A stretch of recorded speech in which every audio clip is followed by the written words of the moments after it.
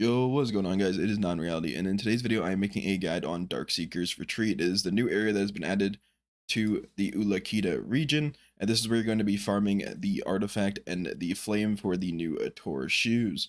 Now, a lot of people are going to be spending a lot of time here because even if you get the flame early on, you are going to want to get a couple artifacts because these artifacts are actually insane. They outdo the HP artifact, and they outdo they outdo the AP artifact for monster AP, and they outdo any sort of damage reduction artifact because it is all in one together, and it also gives you stamina, which is pretty nice. Now, you don't have to get this as a full drop. There actually is the pity for it, and the pity should coincide with your ember pities for the flame. So once you get around 100 embers, you should have around 100 fragments to make one artifact. But let's get into actually how to grind the spot. First off, we have to talk about the buffs. Now, this spot, I would recommend farming anywhere. You need anywhere between 950 to 1,000 or more AP. 1,000 is really where you want to be, but you can come here around 950. So there are a few things that we're going to need to use to reach that AP. So first of all, we are obviously going to be grabbing the church buffs, the AP and DP one. We're going to be having the villa buff on. We're going to be grabbing a AP house buff if you can find one.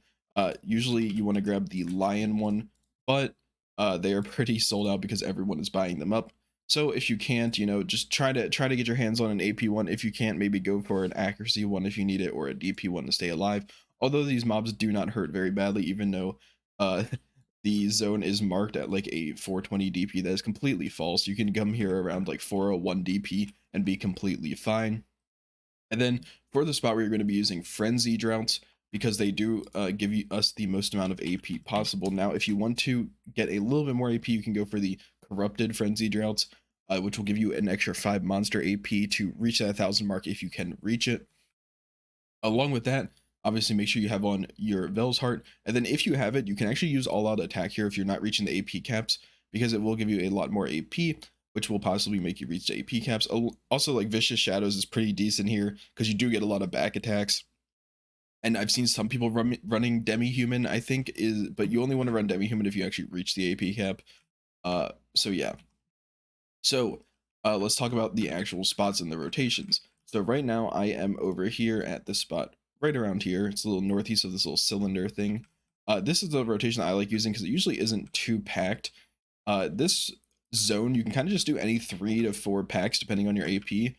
And the packs really don't hurt that badly. Now I'm going to do a pack, or at least attempt to do a pack, just to show you all the mechanics and whatnot. You're going to want to run courages as well. I didn't mention that. Try to run some courages if you have them for the plus 20 AP. It is really nice. So let's just do a pack real quick to show you how it works.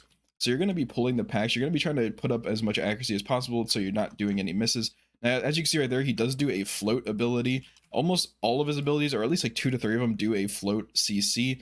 You shouldn't have to worry about it if you're dodging correctly. You kind of just go behind him. That big laser blast right there is the one that does a lot of damage. Just stay out of that. If you get hit by it a couple times, you'll probably end up dying. But that is the only main ability that actually does damage. The rest of his abilities don't really do too much damage.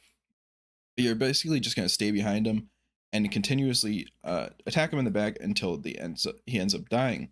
Now, I would also recommend that you do kill the ads, or at least most of the ads, because they can drop the embers as well. It's not just the big guy. So you want to make sure you kill those as well. And then for this rotation right here, I would come down here to this pack and then come over here to this pack. That is the main rotation for this spot over here. And I'll show you one more rotation. It might be taken, but I can come along right here.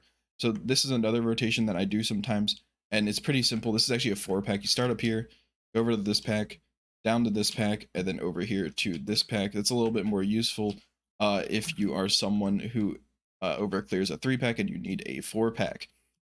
So some things that we need to talk about are the mechanics, or the events, should I say. There are 2 events that can spawn during killing these mobs. One of them is an orb. How this works basically is when you kill the mob, you'll get a floating orb in the air, and if you kill the orb, you will get 1 ember for free, and it will spawn, or it will stun any mob near you. So if you get an ember here, or if you get an orb here, this pack will be stunned, so you can kill it freely, and that one might be stunned. The range is a bit wonky. Sometimes someone will get an orb way over here, and then it will stun like this pack over here. It is a pretty long range, so just know that when you get the orb, a lot of the packs will be stunned and free to kill. And then the second event is just an event that spawns multiple of the mobs. Basically how it works is once you kill a pack, you'll get a little notification, and then you'll have a guy spawn that is like a little minion, and he's praying. You basically kill him, and then he'll spawn like a bunch of waves of mobs that you can kill over and over, and they do take more damage. You do get a buff that does more damage to those mobs, so it's just a good way to pump out a bunch of mobs at once. And you can get the flame and the embers and the fragments from those as well. It's just a nice little event that gives you more trash per hour and all of that. Speaking of trash per hour, I wouldn't really worry too much about your trash per hour. This is the trash, the decayed cloth. And this spot highly depends on what you're doing. So you can run level 1 or level 2, depending on what you want to run, and you can run Aegis. It is a really nice Aegis spot. You're probably going to use less than 15,000 an hour. So it is a really good Aegis spot. But I know some people just don't like using Aegis at this spot just because they're here for strictly the drops and not the actual trash loot. So that's why I'm not really giving a trash per hour, is because it's kind of different for everyone. It also depends on how many events you get. You can get like 6 events in an hour and get a ton of trash loot, or you could get none in an hour and get no trash or like very little trash loot. So it kind of depends on what your setup is, what your AP is, how efficient you're grinding, and all of the drop buffs that you are running. Now, I will be making a video on actually the Ator shoes themselves. Once I end up getting the flame, I will make a full video on me crafting them just to show you how to do it, and then also enhancing them a little bit just to show you what stacks I'm going to be using to enhance them. But yeah, I hope this video did help you guys with the new spot, and if it did, make sure to like, comment, and subscribe, and I'll see you guys in the next one. Peace.